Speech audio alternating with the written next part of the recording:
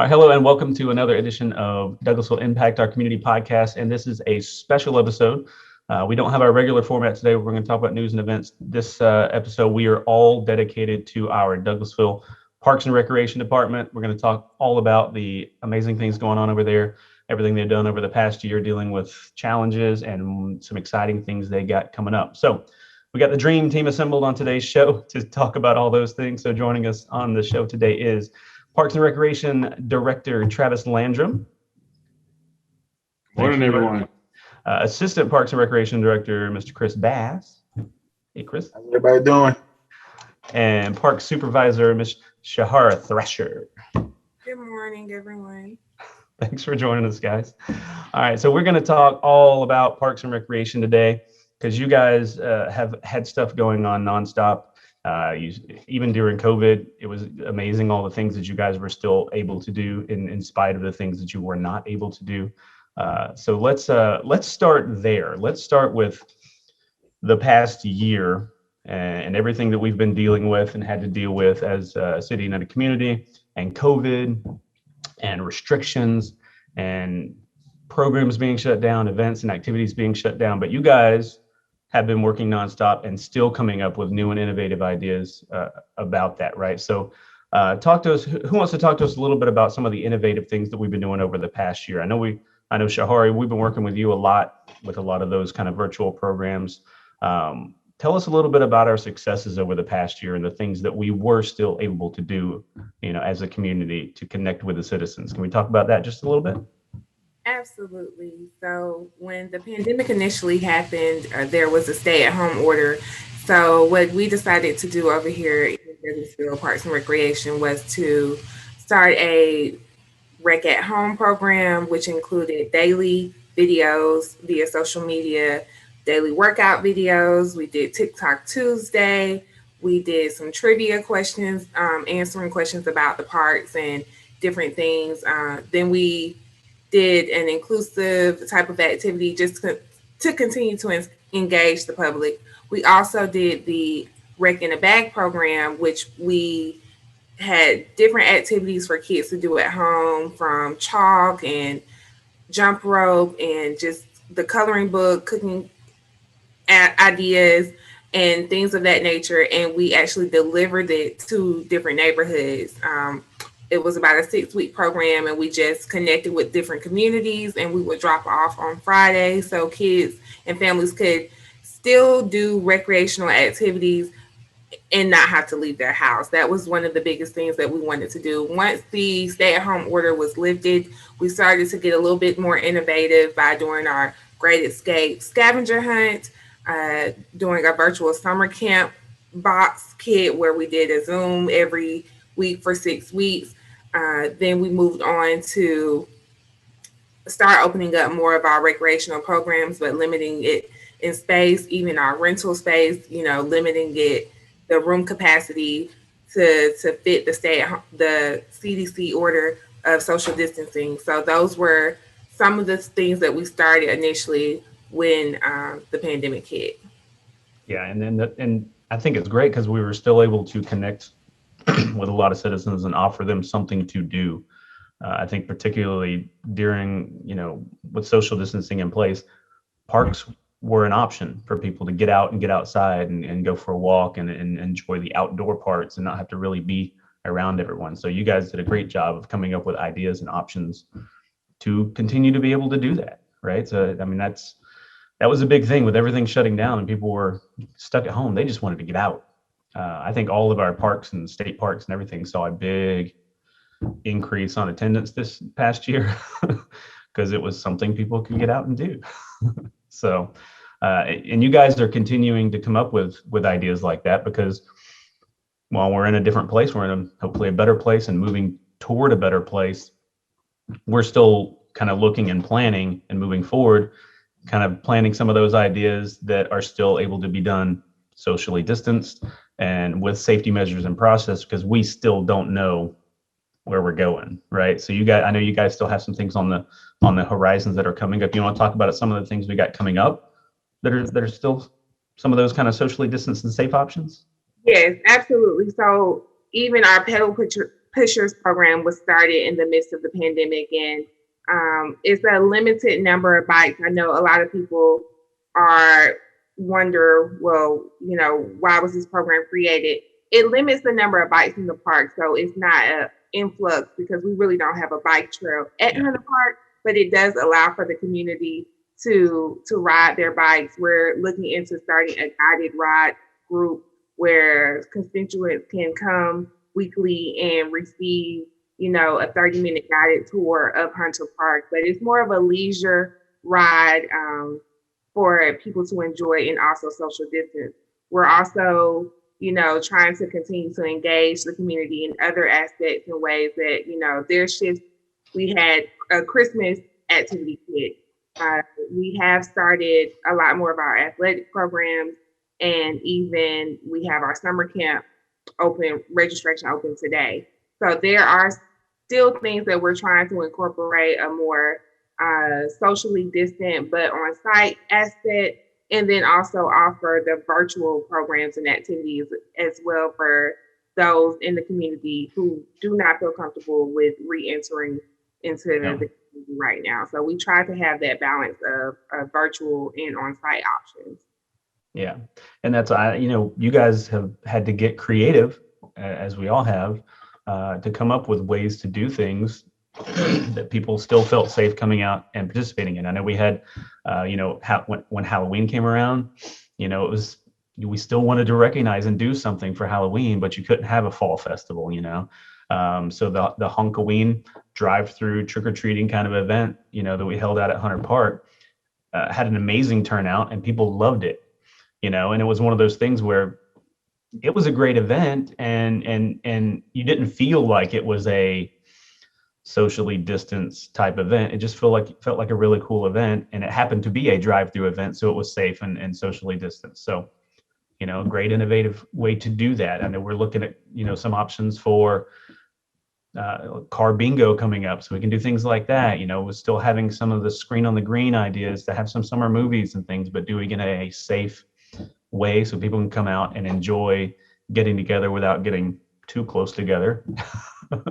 And I think the amazing thing to recognize about what you guys do and what all of our event people will do coming up with these event and activities, that they don't feel like limited experiences. They don't feel like socially distanced experiences that I'm only enjoying so much because it's socially distanced. Coming up with a way to do an event that is just fun and enjoyable, and you feel like you're out,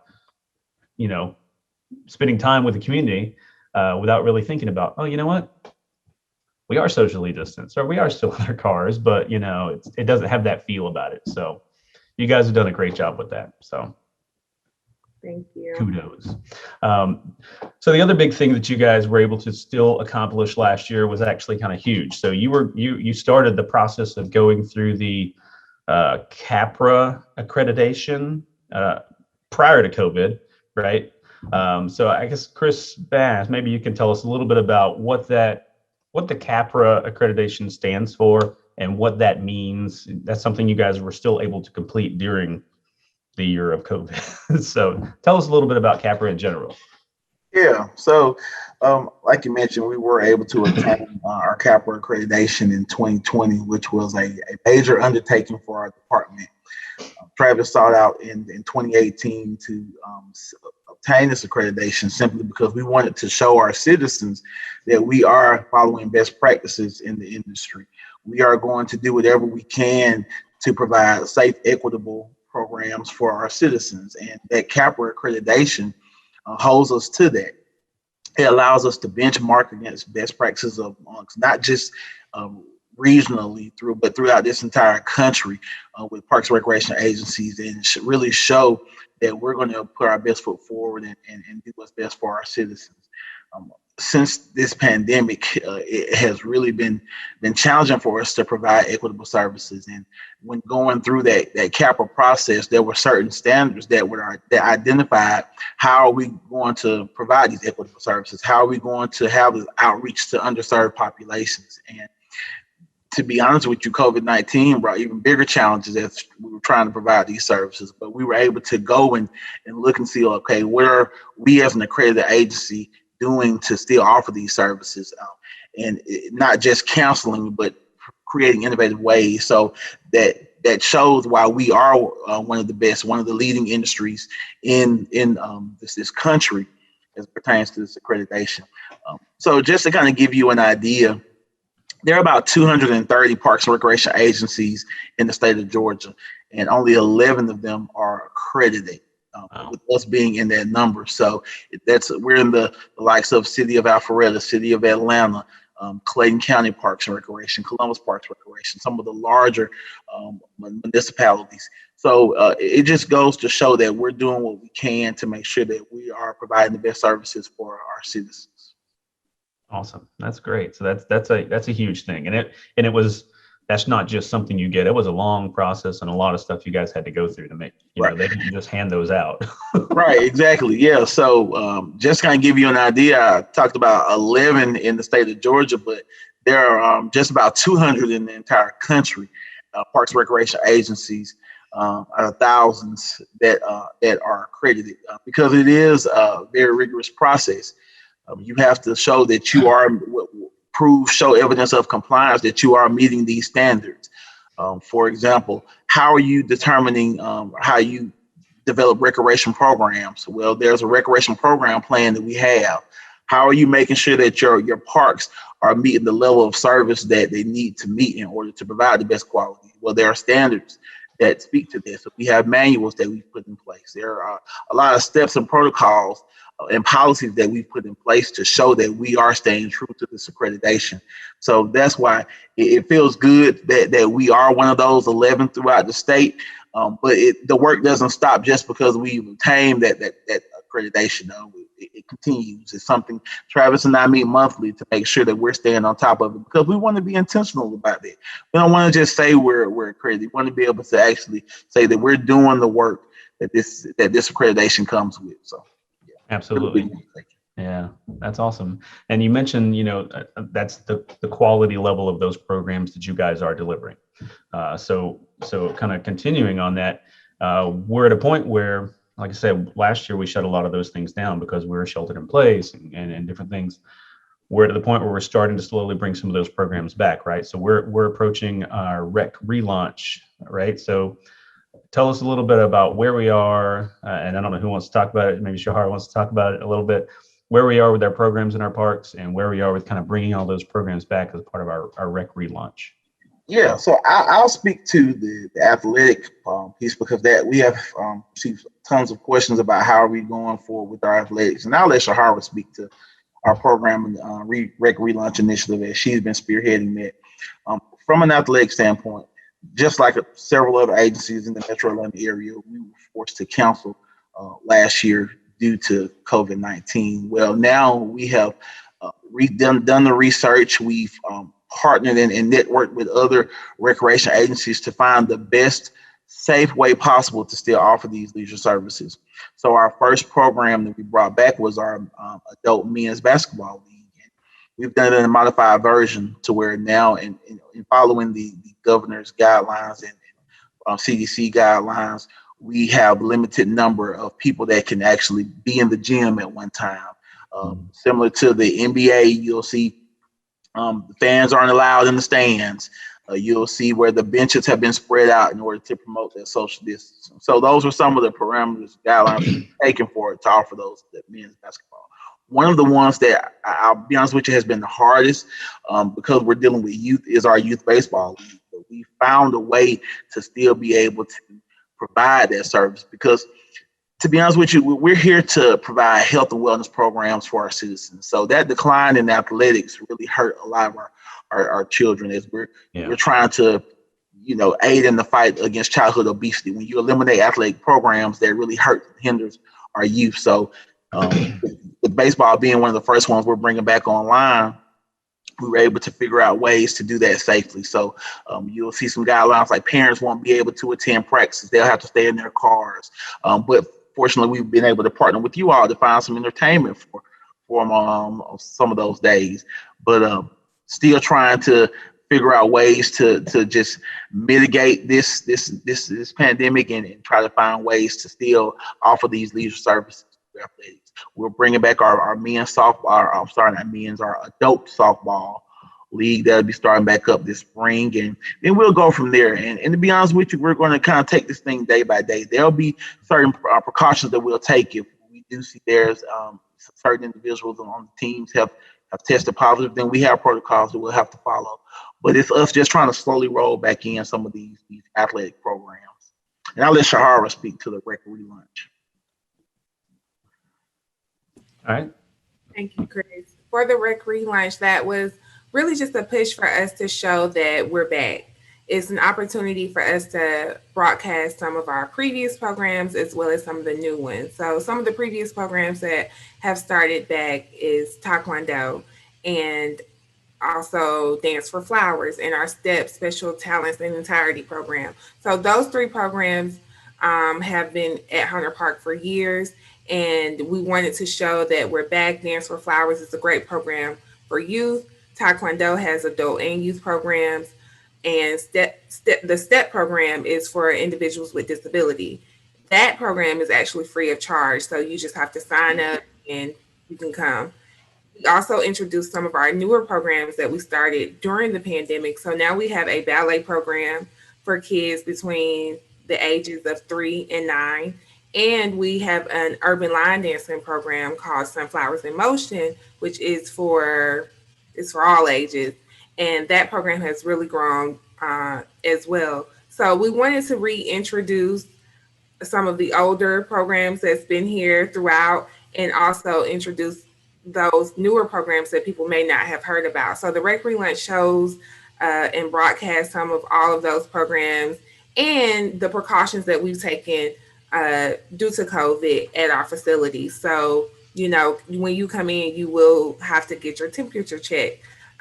We have 6 feet distancing signs. Of course, we have a maximum occupancy number in each room. And so those are some of the precautions that we've taken to aid with the help of stopping the spread of COVID-19. And you can still enjoy the recreational programs and also, still be safe. Most of the program instructors, they may require a mask in their program. So if they do require a mask, we do have masks available at the front desk, and you can always grab one if you forgot yours or things of that nature. So we are trying to be as impactful and inclusive as we can in this, in the Rec Relaunch. Yeah, and I think that's great. Like you said, health and safety is top priority. And kind of the same way where the CAPRA accreditation marks that, we're an accredited agency now with that CAPRA. So when you're coming to the Douglasville Parks, you're going to get, you can assume a high level of service, a high level of customer service, a high level of that program. In the same way, all of our programs and stuff that we put on at the parks, we've kind of built a reputation, you guys over there, of putting on good quality programs. So when you come to a program at the Douglasville Parks and Recreations Department, you're coming to a high quality program that has measures to keep you safe. So you can have that kind of sense of security that all the proper measures are being taken to make sure that everyone is safe. Whether it's one of our programs like the athletic programs or something like that we ourselves as a city are putting on, or I know a lot of the programs that we do at the parks also are where you guys partner with the provider for those programs. So you have your Parks Partnership Program where you're partnering with those program providers. And part of that is making sure they are top level providers, making sure they have all the proper certification and making sure they are following all of those proper safety measures as well, to make sure that when the public is coming and participating in any of these programs, they are getting top level service and a priority on their health and safety. So I think you guys have done a great job of establishing a reputation of being, a high quality service provider, so that people can take comfort in coming. Hey, that's a Douglasville Parks program. It's going to be well thought out. It's going to be well planned. There's going to be all the proper safety measures in place. I don't have to be concerned about that when I come to a Douglasville Park. So again, great job, guys. All right, so I think that covers, I guess, where we've been the past year and where we are kind of moving forward. But let's talk long term, because I know you guys have also been putting a lot of thought into the long term state and planning of the Douglasville Park. So you guys have just completed kind of a parks master plan focused on coming up with the long term plans for the parks, right? So maybe Travis, can you tell us a little bit about that? Tell us about what the Parks Master Plan is and kind of the process we went through and what we kind of got out of it.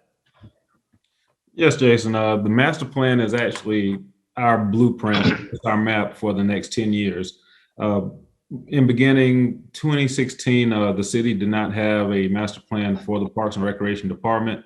So it's basically a map that is going to tell us what we should look like in the next 10 years. We're in the third year of this plan. And traditionally, in some cases, you'll have a master plan developed and then it'll sit on the shelf and collect dust. We want to be intentional with this plan and with all of our other initiatives that they speak to each other. So we had Los Design come in and they did an assessment on our department. They spoke to the community, they spoke to elected officials, they spoke to employees, and they wanted to get an in-depth understanding of our operations here in the city. And with that, we got the good, the bad, and the ugly. They came in and they said, hey, you're doing this great. You could be doing a lot better in this initiative.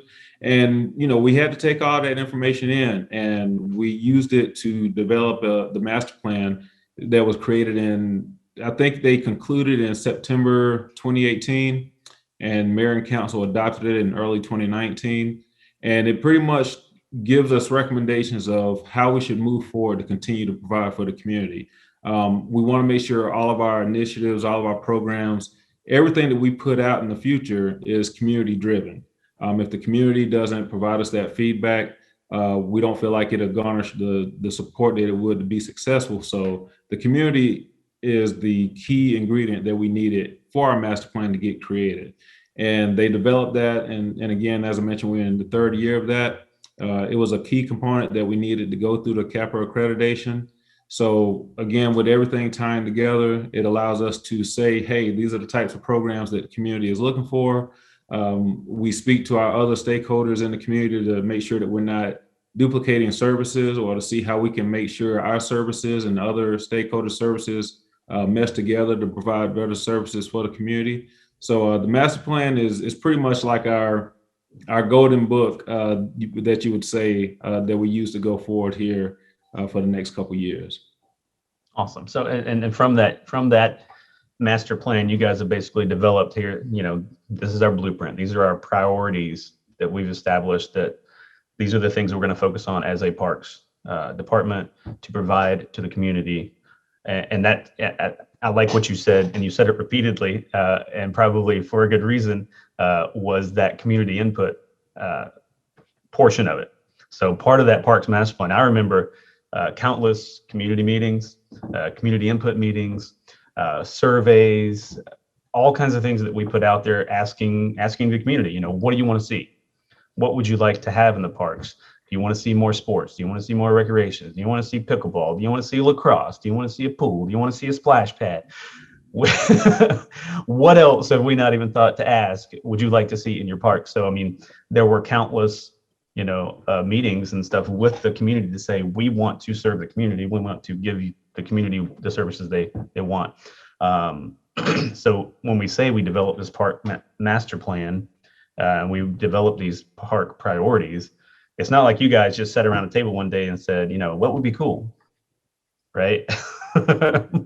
There was a lot of work and a lot of process that went into developing that. And from that, we got that priority list. And now moving forward, you know, a lot of park renovations are happening now, right? So I know this past year, Mill Village was, I hate to even call that a renovation because that's like a brand new park over there, right? I mean, Yes, they pretty much plowed the old park down and built an amazing little neighborhood park over there. If you haven't been over to it, the little Mill Village Park over there, it's awesome. It's a great little park. And that's just the first of multiple park renovations we got coming up as a result of this master plan, right? What's the next one we have on coming up on the timeline wise? park renovation wise? Yes, Jason, correct. The recommendations that they provided were to do some renovations to the parks that we currently have. So the current park that we're looking to renovate now is Willing Workers Park. The bid packet was sent out at the end of last year, and it was approved and awarded by Mayor and Council in February of 2021. So we're looking at a 9 to 10 month window for that to be completed construction. Fingers crossed, of course, always pending weather and other factors that might come out of the blue, like COVID, that delayed the Mill Village project. But yes, as you mentioned, coming straight out of the master plan, it gave us those recommendations. Because of course it talks about continuing to grow with the community, acquiring land and developing new parks. But it definitely had your current priorities, which were, we want to take care of the parks that we have first before we go and acquire new park land and develop new parks. So it recommended that we did 3 park renovations, Mill Village being the first, and then concluding with that, we're going into Willing Workers that we're currently working on now. And then following Willing Workers, we'll look at our Jesse Davis Park to complete renovations over there as well. And that's a big one. You're talking about a big project over at Jesse Davis, right? Yes, sir. Yeah. So, and again, those are 3 parks. I know that Willing Workers and Mill Village are they've been like smaller kind of neighborhood pocket parks. But with Mill Village, you made it into a really awesome destination park, to go and, hang out. I know what I've seen so far for Willing Workers Park. There's big plans to make that into kind of a full-on destination park. With the Highway 92 relocation project that is set to finish this year. It will be done this year. Jesse Davis Park pretty much becomes a gateway to the city, right? That park is now sitting right on 92, and where before it was kind of on the other side of the woods, you didn't really know it was over there. It's right on 92 at this point. So that park becomes a huge gateway park for us. So there's big plans for Jesse Davis Park for expansion and things like that, right? And correct. You hit the nail on the head. We consider that a flagship on the New Horizon north side of the community, because as you mentioned, it's kind of been a hidden gem for so long. So the plans that we're currently proposing with Mayor and Council, and again, feedback that we've gotten from the community, is to look at what we want to have in that park. We currently had a community input meeting last night where we were seeking feedback as to the amenities within the park, the pool, football field, playgrounds. We talked about all of those amenities that are currently there, and we're still actually seeking to have information collected from the community. We'll have a survey that's currently going out via social media that we're still looking to gather feedback from the community. So then GMC, Goodwin Mills and Kaywood, that's the company that's developing these concepts for us. They'll take all of that information and generate a proposed concept for the park that'll be finalized and presented to Mayor and Council to adopt and go forward with as well. Yeah, and that's awesome. Like you said, I know we talked about during the master plan, we had all of these community meetings and all of these public input meetings and all of these surveys. But when they adopted that master plan in 2018, they didn't stop. That's not something you guys were just doing for the master plan, which is great because you guys have continued to have public input meetings and community engagement meetings and surveys out there to continue to get that information, which is great. Like I said, you guys had one last night, still asking questions, hey, we did the master plan, we've moved forward. Now we've got this whole park renovation plan. We're in the midst of planning this park renovation. So we're going to come back with a few more questions. Hey, what would you like to see? You want to see a pool? You want to see a splash pad? You want to see, this, that, and the other. So you guys are still trying to connect with the citizens to make sure along the way, we're doing what this community wants to see, what the citizens wants to see. The worst thing you can do is build a park and get it the ribbon cutting and people come out and going, what is this? Absolutely. We don't want to use, this isn't what we need. So it's great that you guys are continuing that connection and that community involvement. You established a parks board, right? Wasn't that part of this whole process as well?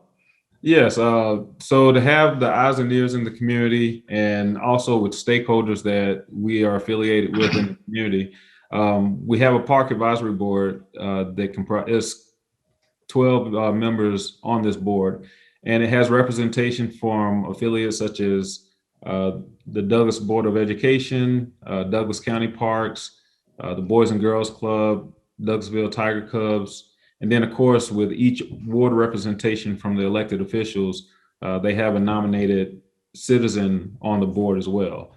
And we'll meet bi-monthly. We'll have information that we'll provide to them, get their feedback, and again, they're the eyes and ears out in the community. So Right. they'll gather information from other citizens that they might speak with and bring it back. And that's where we kind of brainstorm and come up with ideas and have those conversations that we'll utilize to move forward with developing new facilities, new park projects, programs. That advisory board is a key component to our success moving forward as well. Yeah. Yeah, I mean, I love that you guys are basically sitting around going, all right, how else can we get the community involved? How else can we get information from the citizens to make sure that, you know, we're doing what they're looking for? So that's awesome. That's great. Well, so let's talk briefly. I know one of the things that comes up quite often, you know, either on social media or recently in an article in the paper, is the old train that we had over at Hunter Park. So that's something else that comes up occasionally that people ask, hey, what about the old train? I know we used to have the old train and they remember it being there and they're curious whether or not it's going to be able to come back. So that's something that came up and was addressed during the master plan and stuff as well, and these priorities. So let's talk a little bit about that. So did that come up occasionally? You know, when you're in these community input meetings, you know, how often did the train come up in conversation as something that the public's really wanted to see back at the park? Well, it came up a number of times in the earlier stages of the process, particularly with the master plan development. Because again, when Los Design came in, they kind of asked what were the hot topics, what were the things that the buzz going on at the time, with myself being new and then kind of getting the historical standpoint from employees, elected official in the community. So the train was an obvious topic of conversation at that time. And when it came up, that gave us an opportunity to start investigating, going back to see, you know, all right, what do we currently have, which in our current scenario, we have the engine for the train, but we don't have the passenger cars for the train. Right. If you had visited Hunter Park at that time, based from the renovations that took place following the flood, you would see parts of the track throughout the park where it was not a full completion of the track going around the park as it was once before. So those were the things that we had to start looking at and investigating. And we started getting a cost analysis put together to see what it would cost to, say, going forward with the train, what it would take to get it back up and running, also the staffing levels, operational needs. Because of course, your operational needs back, I would say, I guess, 2008, 9, whenever it was last running, Right. compared to now, you have to also take into consideration heightened safety standards, whether state regulations, and then of course, if you're talking land disturbance when dealing with constructing a railroad back out there was just so many ingredients that we had to go and look at before we could decide whether or not to move forward. So that was a conversation that was held on several stages of the master plan process. And ultimately, their recommendation after collecting all the information to us was not to move forward. It would not be in our best interest in moving forward. Right. Yeah. And that's the thing. It's, I mean, you guys have done a whole lot of research into that subject, into the train. And I was here just barely when it was still here. When those floods came through, not only did it wipe out all sections of the track, but the massive damage it did to the dam there at the lake, which took a long time to really work on, was another issue because the train track ran basically on the dam. But you're also looking at issues due to the flooding and the way the streams and stuff run through the other side of the lake. You're talking about dealing with challenges with the Environmental Protection Division, which basically prohibits you from putting the train back in the same footprint that it was in prior to the flooding.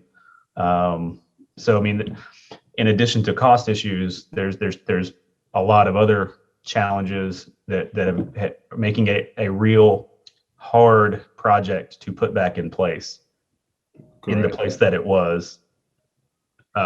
So there's a lot of pieces to it that make it a challenge. And then when you go and you have your public meeting and you say, all right, here are all of the challenges we have with putting the train back where it was, how it was. Here is, most of $1 million project that it would cost to even start that project. And then you have to put it all out there and say, all right, we can do park renovations. We can add, water features over at this park. We can add new amenities at that park. Or we can look at a project to try and put the train back, and you have to make a decision. And like I said, you guys have been going to the community and going to these public meetings and saying, all right, here's all of our options. Here's what we want to see. So it's not just us and you guys as a park sitting back saying train's too expensive. We're actually asking the public, we can look at the train project, or we can do all of these other things, but there's only so much money. And I know a lot of your projects, it's great that a lot of the parks renovation projects are funded by our SPLOST program. The last SPLOST that was passed in 2016 had a percentage that was dedicated to park renovation projects, which is great, but that's a finite amount of money. So you're coming to the public and saying, hey guys, here's how much money we've got, and we're trying to put it into park renovations and all these different things. And you have to build that priority list based on what can be done, based on what the community, wants to see, and based on what's building us toward, a great parks program in the future. And the train is part of that conversation, but when everybody's putting their final say in, it's not one of the top priorities, because there are other things that the community wants to see in our parks. Especially with all of the additional challenges that comes to putting a train back in that spot. That's not just the financial, it's logistic issues with putting it back, right? Correct. So, now you guys have taken the footprint of where the train was though and done some creative things, right? Now you've expanded the walking paths at Hunter Park with the old train footprint, right? Well, so those that were here before are aware that what Hunter was before the flood is completely different following with the addition of the facility, the addition of the baseball fields. And at that time, that's when they also included the walking trail that currently surrounds the pond. Right. We have had conversations and wanted to look at opportunities to extend the walking trail. But again, even with that idea itself, you also go into the natural environment, the land disturbance conversations, and you're talking about impervious surfaces versus gravel. So of course, all of those have different costs associated with it. But that's an idea that we have also entertained, and it's one that hopefully we can look to go forward with at some point. But of course, all of our ideas, as you mentioned, having a SPLOST allocated for park operations and programs and future planning, we want to make sure that our next step has a monumentous impact on the community. Whereas, we could develop another project, but it's going to impact a smaller community or smaller focus, versus if we did a park renovation or acquired land for another park, you're having a larger impact on the community of those that attend the park, those that frequent the park. So that's how we're looking at all of our moves as we go forward. We want to see how we can satisfy the needs of the community on a larger scale. And those are the ones that will be prioritized. Yeah, which that makes the most sense, right? You have to figure out what projects and what renovations and stuff will make the biggest impact on the most people in our community. That's it's democracy. But we're here to serve, and we're here to serve and serve what the community wants to see. So that's again cornerstone of the Parks and Recreation Department, is that connection with the community and saying, what do you want to see in our community? What do you want to see in our parks? What would be a service to you in our parks? And that's, you're building those priorities based on that input. So if anybody's ever, looking at what the parks are doing, or looking at the priorities and saying, well, I think they need to be doing something different. Well, definitely come out and get involved, because you guys are always having more community input meetings, more polls and surveys and stuff out there. So if you don't like what's being done, get involved in those community input meetings, because you guys are basing what you're doing on what the citizens are telling us, which is a great way to do it. Again, as public servants, that's how we should operate. So awesome.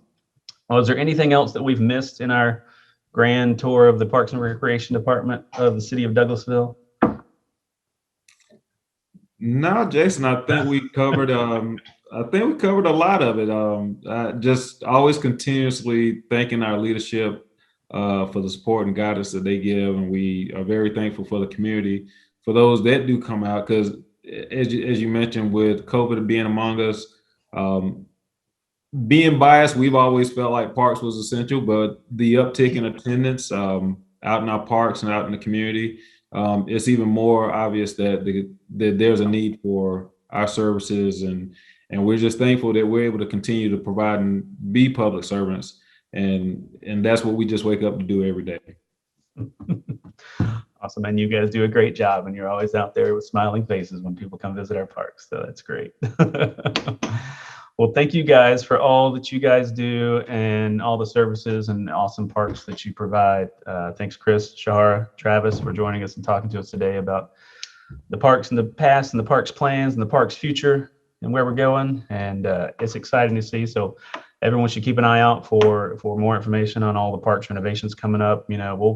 When we get those awesome renderings of like the Willing Workers Park and the plans for Jesse Davis Park, we'll share those out, and it's something to get excited about. It's new. It's really new, really awesome stuff coming to our community, so that people should really be excited about. So, all right. Well, thank you guys for joining us. Thank everybody for watching and listening to this episode of Douglasville Impact, and we'll see you next time. Thanks. Have a great week. Thanks. Thanks. Yeah.